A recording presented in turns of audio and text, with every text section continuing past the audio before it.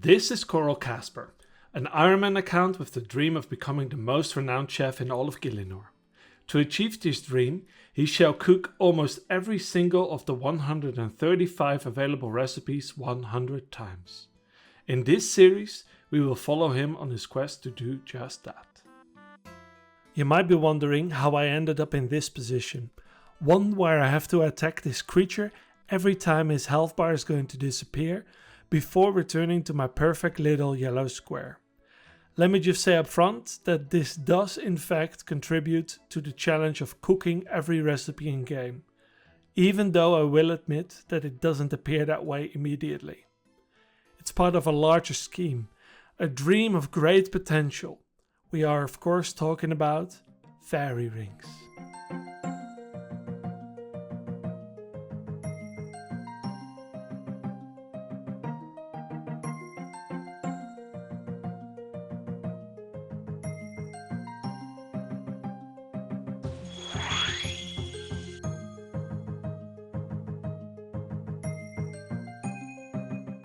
In Fairy Tales Part 1, Malignus Mortifer tasks us to take secretors and 3 random items to the Nature Grotto in Mauritania. In our case, we have to collect Snapdragon from 10 vouchers in the Brimhaven Agility Arena, Potato Cactus from the Calphite layer, and a crushed gem that we can get after failing to cut an opal, jade or red topaz.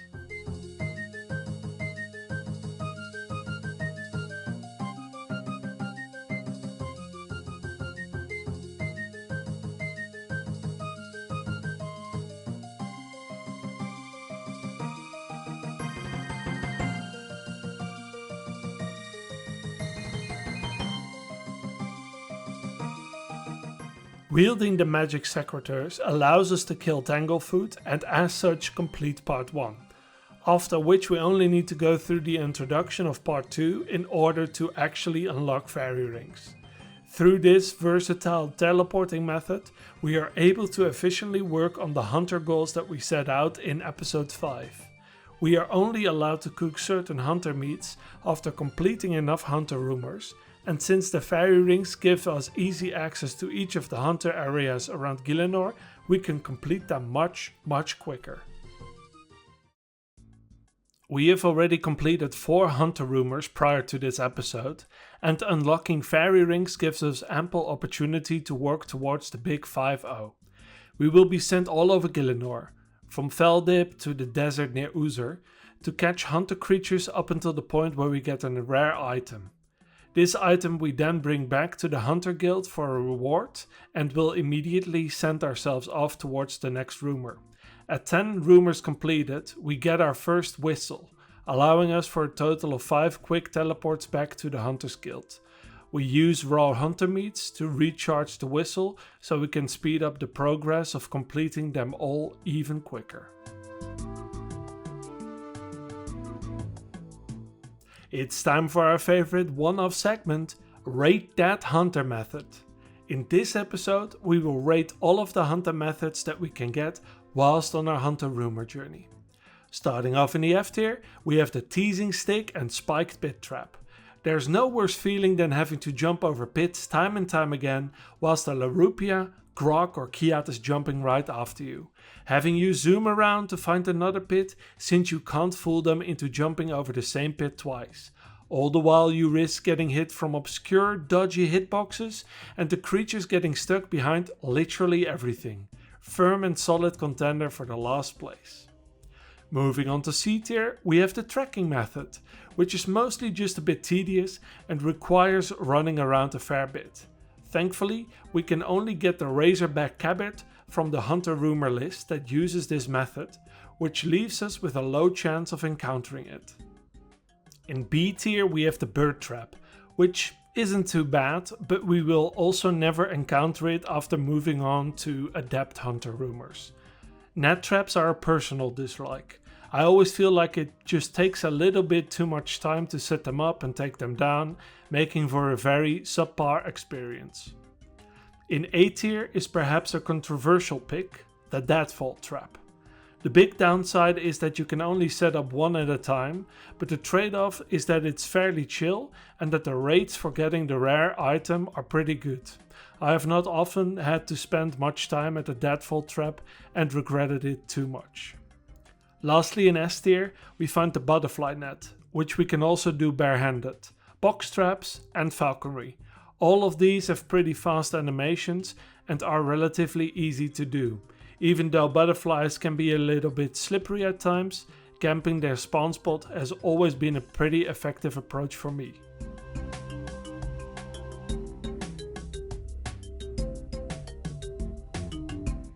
After completing the 3 snail meat recipes in the last episode, and the work that we are doing in this episode will leave us sitting pretty comfortably in the meat category.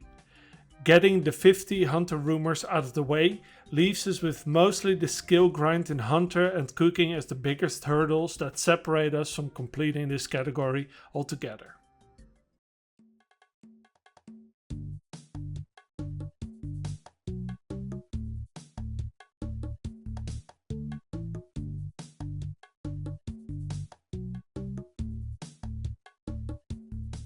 We got pretty lucky with the Huntsman's Kit drop from the Hunter Loot Sacks. The kit will allow us to store all of our hunter traps and allow us to store many of the camouflage clothing. Sadly, the only uses for camouflage clothing is to reduce weight and, in the case of Larupia, Grog and Kyatt sets, also allows us to take less damage from these creatures during our hunts. Acquiring the kit means that we can do more effective hunts since we don't have to manage our inventories as much.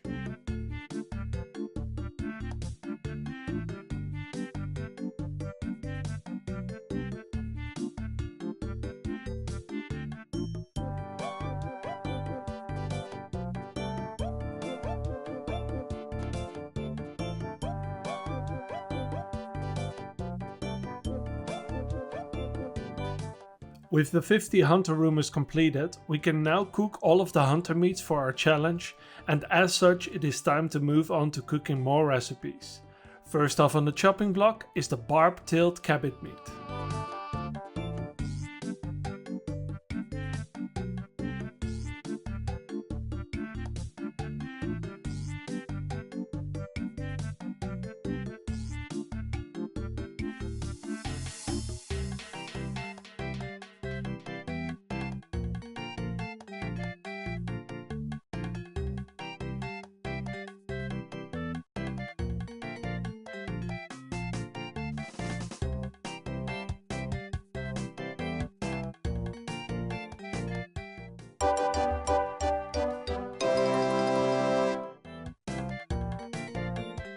Secondly, we pick up some freshly brewed dragon bitter from the fermenting vat in Keldagrim.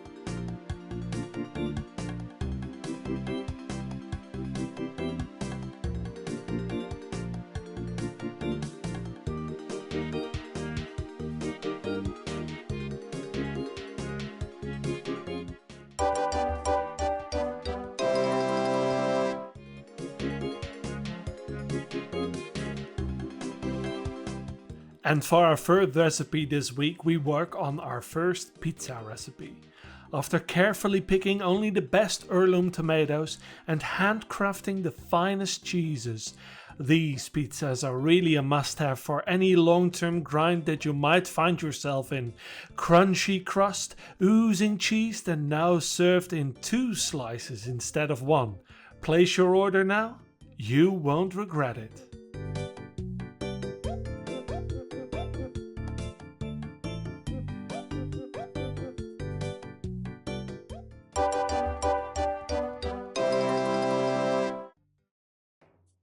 Dread it, run from it, it arrives all the same.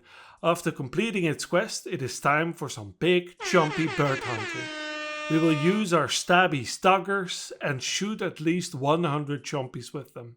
After which we can skewer them on an iron spit and roast them on an open fire in order to complete this recipe. We will revisit big chompy bird hunting in the future, since raw chompies are an ingredient in wild pies, and we will also have to catch joblies in the future after completing the Skrach Oglogui subquest in Recipe for Disaster.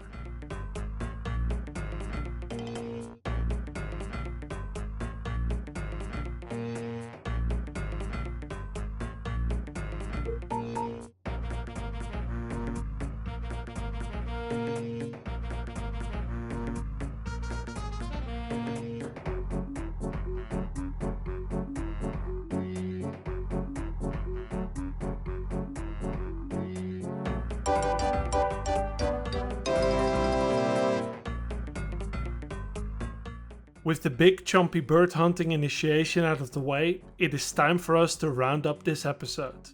54 out of 135 recipes completed leaves us with a 40% completion rate, marking the second milestone of this account. This was Cooked episode 11. I'll see you guys in the second milestone episode special. Peace.